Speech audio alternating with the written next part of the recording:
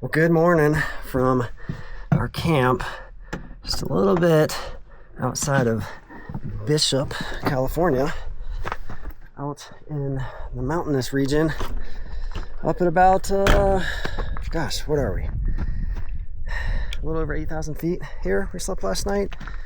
Sorry, I'm still waking up. It's been, I don't know. I was up moving a little bit later than I intended to be this morning. I'm rushing around. And we only have about 2 minutes till the live stream starts. So I need to get over here to Matt's camper so we can take it in. And maybe I'll wake up a little more in the meantime and get my words a little more straight this morning. But this is it. Welcome to morning 2 of the rally. Knock, knock. Come on in. Shoes off. Good morning, Izzy. How you sleep? So. How about you? Pretty good. Yeah? Yeah. That's good. Alright, let's watch this rally. Live stream. There's the Tacoma from last year. Mm-hmm.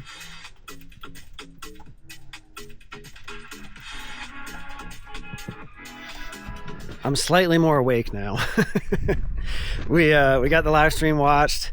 Didn't see any interviews with either of our teams, but still good to watch and just catch up on what's going on. It sounds like the route they're going to be running today is going to be ramping up the difficulty quite a bit.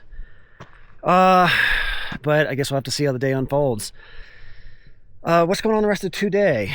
I'm gonna eat. I didn't eat breakfast yet. I need to do that. Matt's gonna get some breakfast. He's gonna feed the pups. I know Matt, he wants to shoot a video today. He wants to do like a comparison video of our two rigs. So we're gonna shoot that at some point, probably here this morning. We are going to go ahead and air up.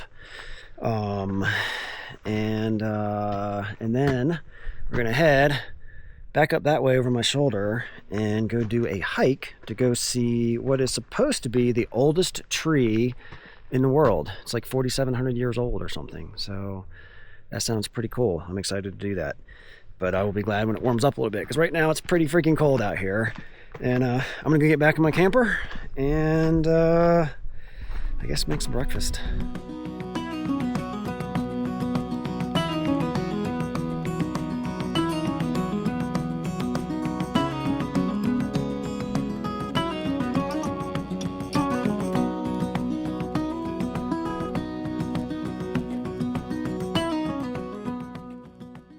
All of the morning stuff is done. Got my breakfast. Matt and I shot his video, aired up the tires, got the camper shut down, and we're rolling out of camp. So we're headed back the direction we came from yesterday, a couple miles out to the trailhead for this bristlecone hike that we want to go see to see the supposed oldest tree on the planet. I was thinking it was the oldest one in the US, but Matt and I were talking about it this morning and he looked it up and they're saying it's the oldest one on the planet. So, getting some radio feedback there. Yeah, oldest one on the planet. So I that's kind of crazy. Let's turn that down here for a minute. They don't tell you the exact location of the tree, which I guess makes sense because they don't want people going out there and messing with it, right? Destroying the oldest living thing on the planet. It's like 4,000 something years old, I think they said. But on all trails, which we're going to be following, someone has marked it. Is that actually the tree? I don't know, but we'll find out when we get out there and take a look at it. And then I will be able to use my professional opinion to assess, yes, I think this is a 4,000 plus year old tree. So, anyway, let's get up here to the parking lot and go for a hike.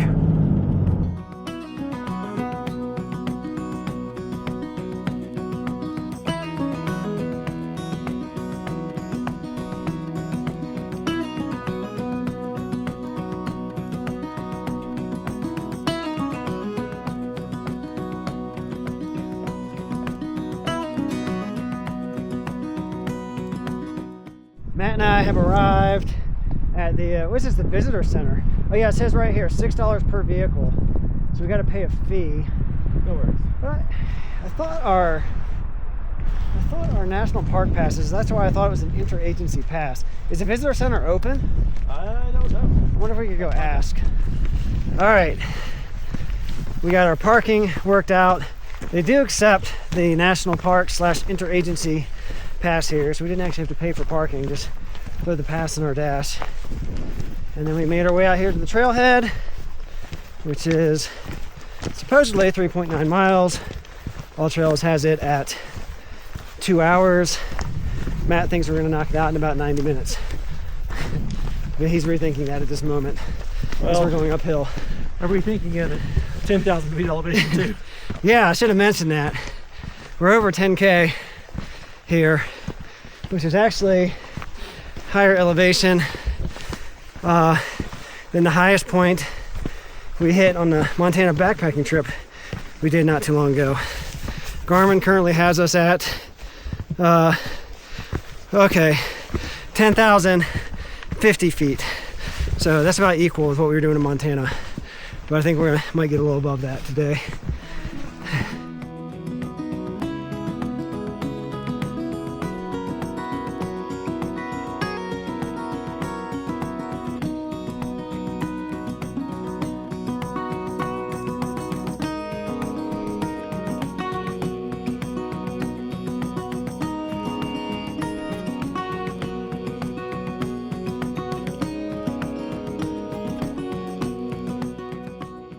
Just crossed the half-mile marker and had to lose the hat, and I might very soon be losing the jacket. It was cold and windy when we started, and it might still be cold and windy, but I sure don't feel like it. It's warming up quick with that sun beating down on us. This sun is pretty intense. Elevation check, we're about 10,200, so definitely surpassing my high point from our Montana hike we just did. Or backpacking trip rather in that case. Man, check out these views. This is freaking awesome up here. This tree right here in particular is marked on all trails as the unique tree. This is not the tree we're coming out here to necessarily see, but yeah, I think the name fits. What do you think, Matt? It's unique. Yeah, it's unique. I've never seen one quite like it. It's neat. I don't know how well that'll come across on camera, but it does really have a cool like pattern to it. And it's pretty. But how old is it? I don't know. I mean, that one can only be 1,500 years. It could be a youngin'. Could be a baby.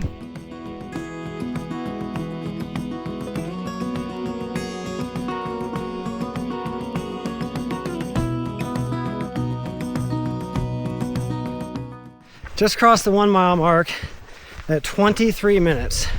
So if we keep the same pace, we definitely might be able to do this in 90 minutes. I don't know how long we're gonna hang out at the Methuselah tree. What's an appropriate amount of time to hang out with the oldest living organism on the earth? Long enough to photograph it. Long enough to photograph it? That's it? That's it. Photo op, seen it, been there, check the box. Good by me.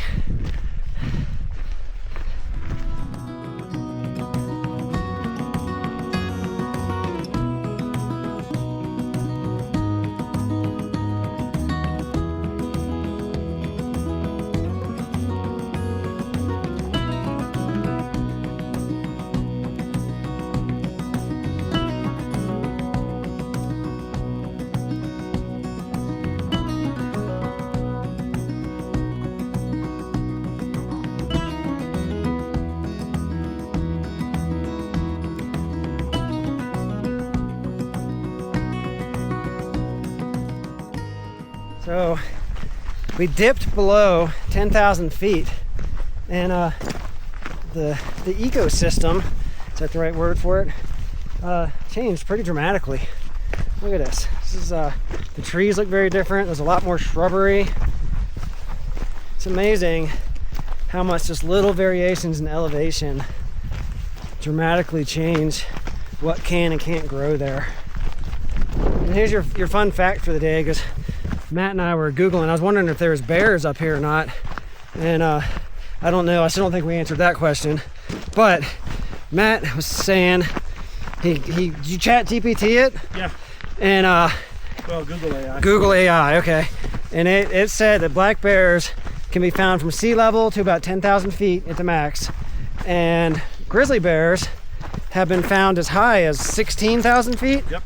So there you go, even within like the species of bear, very different, you know, on kind of what elevations they're adaptable to and what they aren't.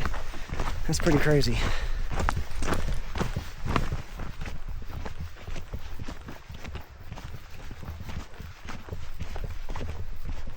According to all trails, we're getting closer to Methuselah. You can see my little dot moving there. There's another unique tree marked on the map up here. So we'll check out what that means. And then Methuselah is, you can kind of, I don't know if you can make it out here on the camera or not, but it's down there. So another, I don't know, third of a mile or so to Methuselah.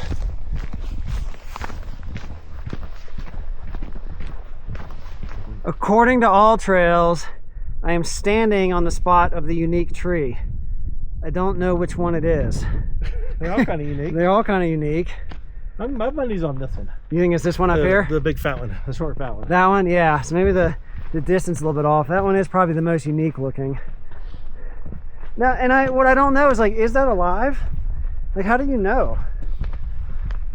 I guess when we get to Methuselah, we'll know. We'll say, because that's still alive, right?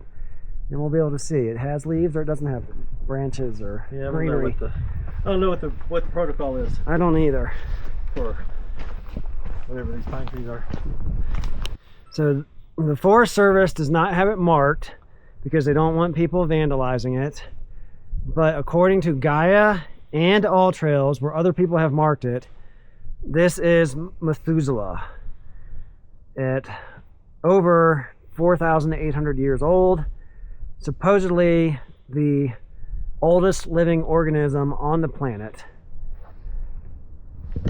I of course have questions about that. How do they know? Yes. How do they know? Like, did they test every single tree out here and go, yep, that's it, that's the oldest one? Yeah, couldn't tell you. I don't know. And we haven't been to the bottom of the ocean, so we don't really know. But I think a big part of science is making bold claims with authority and it sounding right. yeah, I think that happens a lot. Yes, make a bold claim, and if nobody can refute it, It's good. then nobody can refute it. So, anyways, Who's going to argue with the U.S. Forest Service about trees? right. I'm gonna write my congressman. I want definitive proof that I've been to the oldest We need living a organism. study. Yeah, Tax dollars at work. perfect. I mean, better than some of the other things they spend money on. 100%.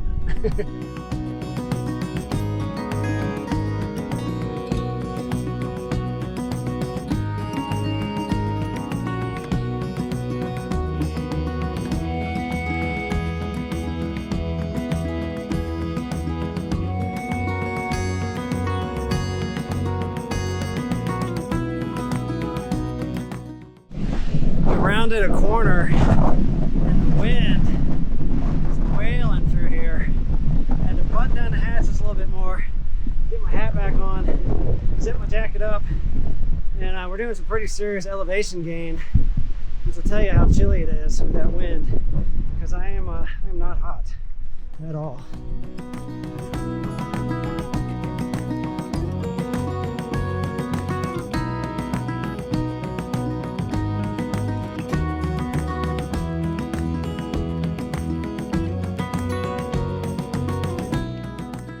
We have made it back to the visitor center.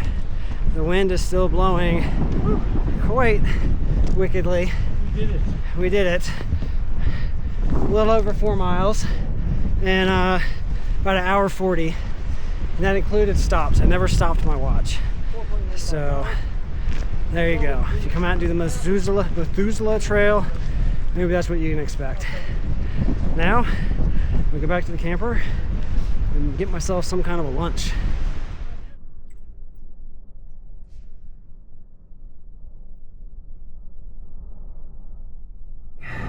I got myself a little lunch, got out of my hiking gear, and as you can see, I am now back in the parking lot and Matt and I are making the descent down from the visitor center on this little 2-lane kind of shelfy road, which is a lot more shelfy up towards the visitor center, but I didn't quite get my camera on in time for that one.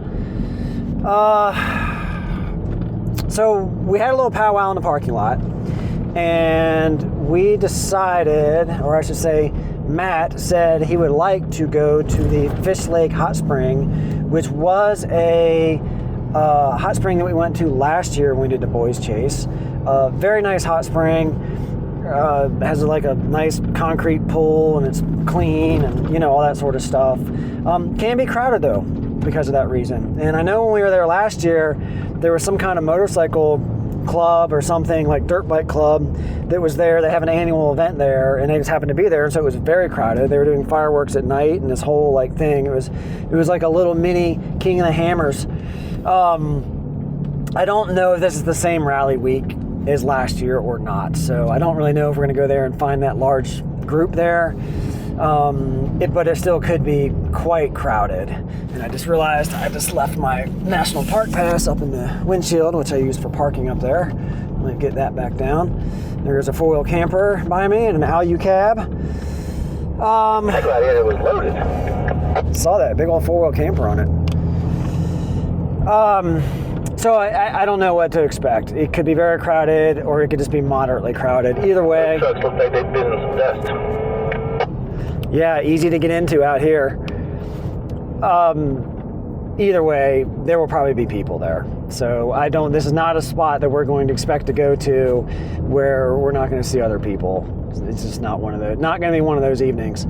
And it's not hard to get to. It's literally just wide gravel roads to get to it. So that's where we're going to head. That will put us back into Nevada. We'll still be far away from the girls. We know exactly where they are because we can track them on the YB Tracker app, and we are well safe from being anywhere, even within a few hundred miles of where they are. So all good. And I guess that's that. We're headed to a hot spring, and we're gonna get some fuel along the way. I think once we get into Nevada and get out of California, away from these California fuel prices, which will probably be a whole $1 or more cheaper once we get in Nevada, which is always a good thing when you're using as much fuel as these things do.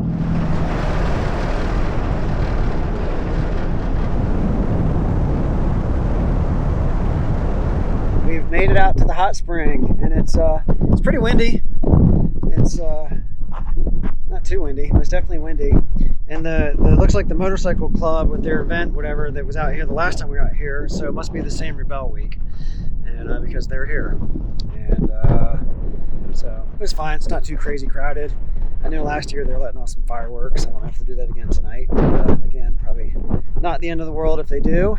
And as expected, there's all kinds of people over there in the hot spring. So I think Matt and I decided we're just going to set up camp right here and call us home for the night. So it's not super remote, not super private, but that's okay because we got a really cool hot spring over here that we'll probably go visit.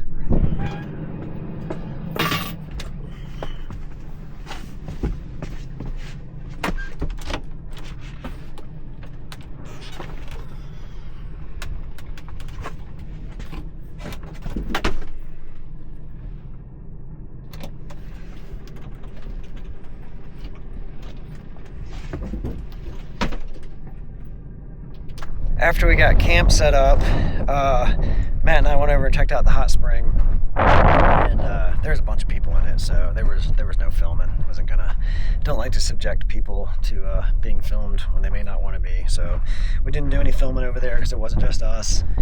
And we're back, and I just got changed, and it's about 8 minutes until the next live. I don't even want to watch it. I don't even know the right word to use for how agitated I feel right now.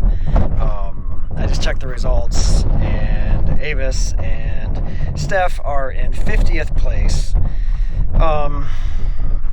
And it's just, I don't know the word to use for it. Ridiculous. I don't know what's happened, you know, and that's always part of the trouble with the Rebelle is I don't know what's happened. They could have had vehicle issues, right? Like, I just don't know. But they had a really, really just crappy day, points-wise, and I don't know if that was their own doing, because they either, one, were doing really crappy navigation, or just not driving fast enough, you know? I mean, I don't know. I don't know what the reason is. Like I said, they could have had vehicle issues, they could have had, you know, whatever it is.